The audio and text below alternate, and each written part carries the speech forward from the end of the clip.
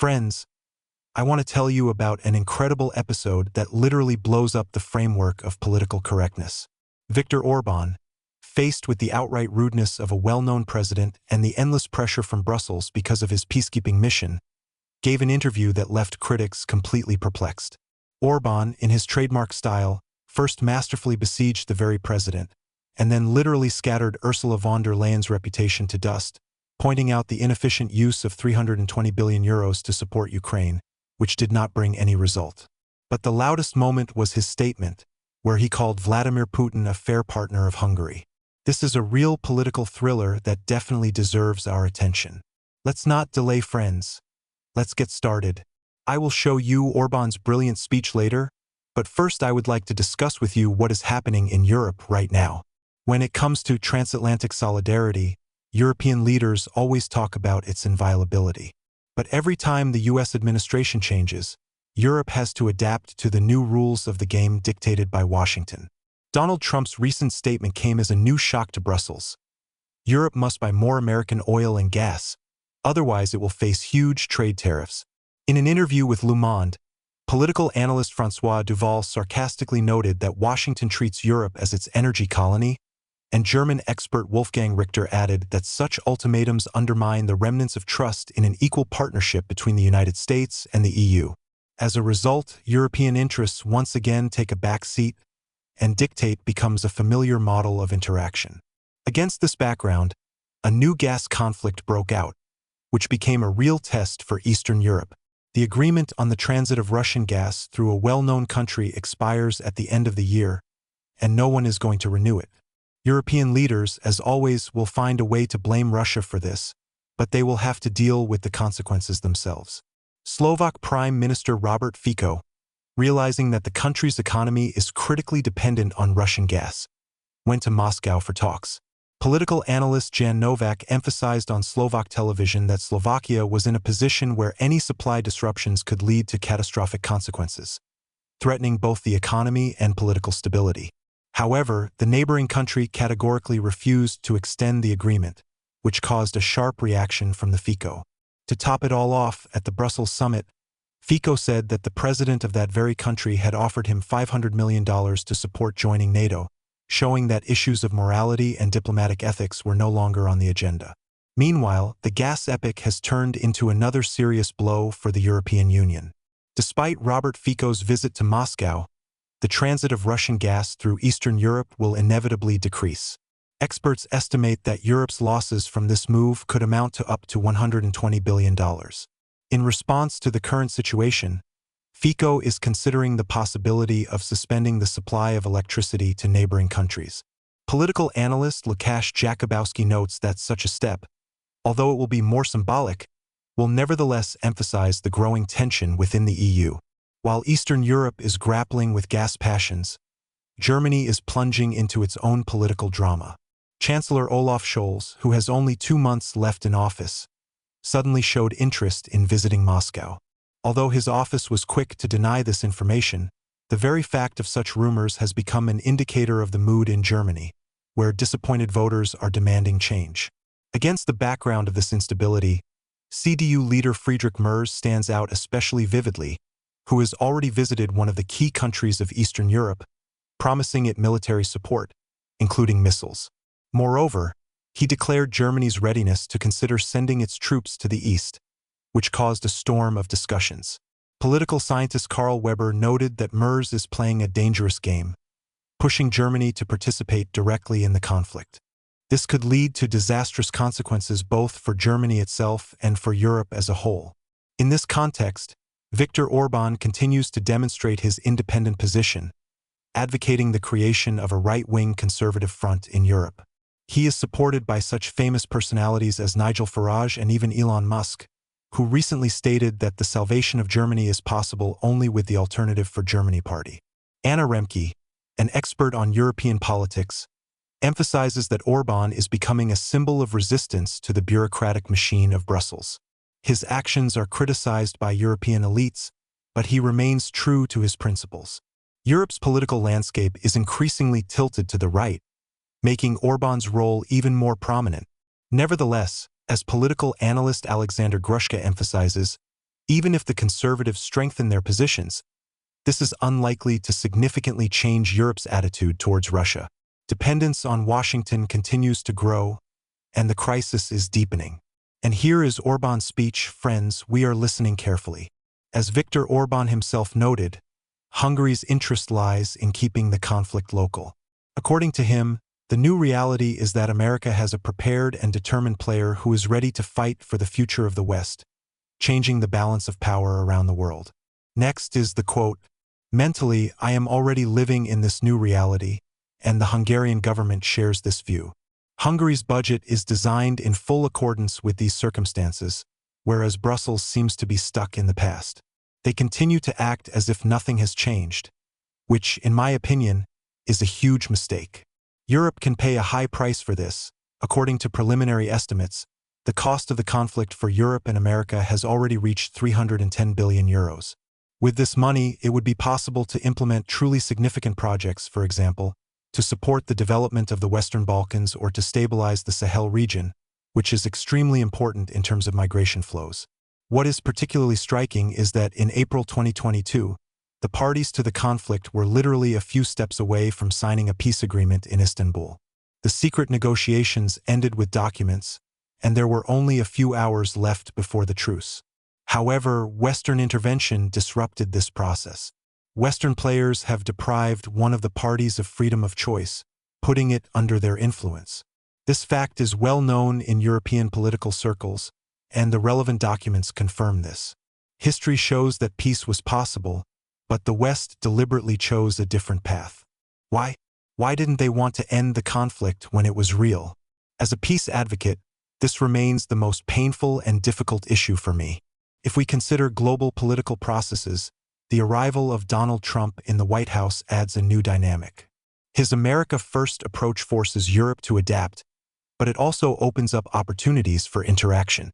Hungary finds itself in a unique position. We are developing a dialogue with everyone from China to Turkey, from Russia to Israel. Our partners are strong and fair players. Politics, like boxing, requires not intermediaries, but active participation in the debate. Hungary intends to take this position in order to benefit from the coming disputes, while staying away from accidental strikes.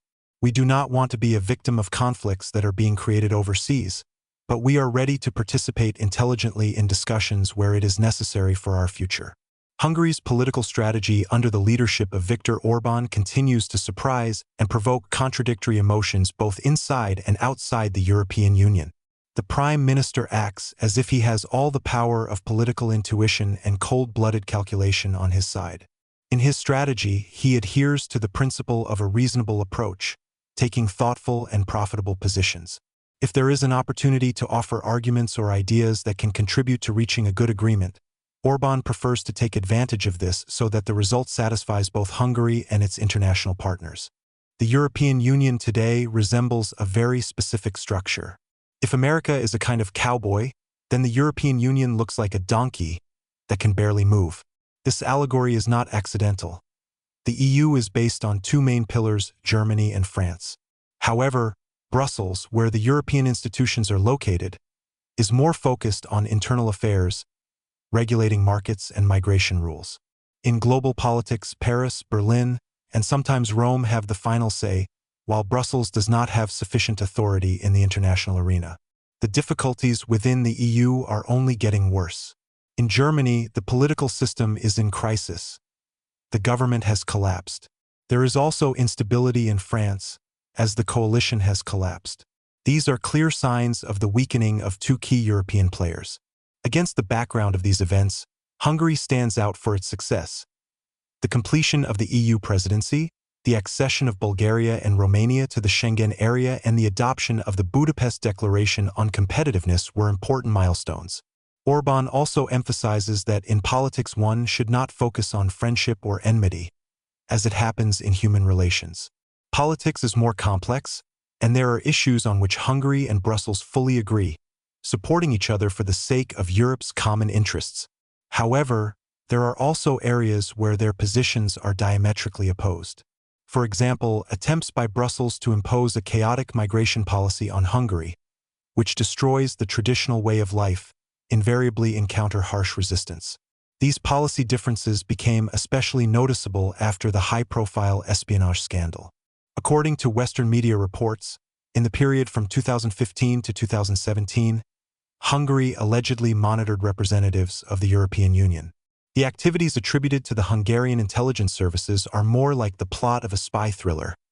Searches of the rooms of European officials, copying data from their laptops, recording telephone conversations.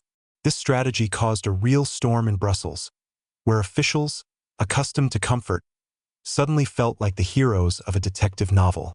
When this information got to the press, Orbán calmly called it fake news. He adheres to the principle that the best protection is confidence and calmness. However, the scandal has not subsided. A joint investigation by Hungarian and Belgian publications suggested that Hungarian intelligence agencies could have been monitoring EU delegations involved in anti-corruption investigations against companies close to Orbán.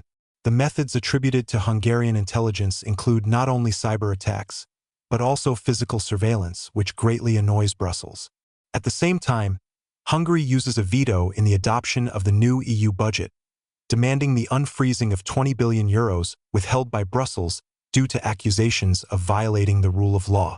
Orbán insists, without these funds, Europe will not be able to move forward. This is a powerful argument that confuses the EU. Orbán also manages to maintain his influence thanks to the support of the conservative camp. His cooperation with leaders who share his views and open support for right-wing forces make Hungary an important player in European politics. On the international stage, Orbán suggests starting negotiations with Russia, believing that if the EU does not show leadership, Washington and Moscow will decide the fate of the agreements, leaving Europe on the sidelines. Despite the economic difficulties within the country, Hungary skillfully uses crises to strengthen its position.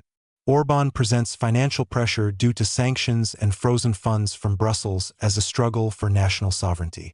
This rhetoric works. According to polls, Hungarians support their prime minister, seeing him as a defender of their interests. A visit to Moscow on a peacekeeping mission provoked a flurry of criticism from European leaders, but Orbán again demonstrated his resilience, saying that only direct negotiations with Russia could resolve the situation, while Brussels only worsens it with indecision. So Orbán turns every challenge into an opportunity to consolidate his power. His strategy is clear: act boldly, make unconventional decisions, and persistently defend his interests. With his tenacity and the support of supporters inside and outside the country, he has every chance of retaining Hungary's role as a significant player in Europe. Brussels can only guess what surprises the Hungarian Prime Minister will bring in the future. Friends, now I would like to express my opinion. After reading the material, I can't help but admire how Viktor Orbán, despite pressure from Brussels and the difficult economic situation in Hungary, shows a rare quality for modern politics: courage and determination to defend national interests. His open and sometimes provocative statements are not just words, but a challenge to established orders, which sometimes serve bureaucratic machines more than real people. I am impressed by his willingness to put everything on the line to prove the correctness of his actions. Orbán deserves to be thanked for the honesty and directness that politicians so often lack in our time. It's hard not to express regret to those who try to get in his way. Their situation resembles people who stubbornly strive to stop a rapid flow. Orbán masterfully uses crises to his advantage, demonstrating that he not only knows how to anticipate developments, but also turn circumstances into a tool to strengthen Hungary's position. Those who oppose him are likely to underestimate the depth of his strategic thinking and confidence in his actions. I believe that Orbán is a leader who sets an example of how important it is to remain firm in difficult times and go your own way, despite criticism. His steps remind us all that the struggle for sovereignty and values is not just slogans, but real actions. He commands respect for his ability to be true to principles, and for that I am sincerely grateful. In addition, I deeply respect the clarity with which Orbán formulates his position on relations with Europe and Russia. He shows that politics is not just a game of compromise, but a platform for demonstrating firm character and strategic thinking. His willingness to take risks for the sake of his beliefs is evidence of true leadership. In my opinion, Such courage gives Hungary the opportunity not only to save its own face in the international arena, but also to become an example for those who are disappointed by the weakness and lack of confidence in the will of some European institutions. Orbán makes it clear that even a small country can have a significant impact if its leader is willing to fight for his own. What do you think? Does Viktor Orbán really want peace? Or is this a calculated political move? Write your opinion in the comments. Thank you for your attention. See you, friends.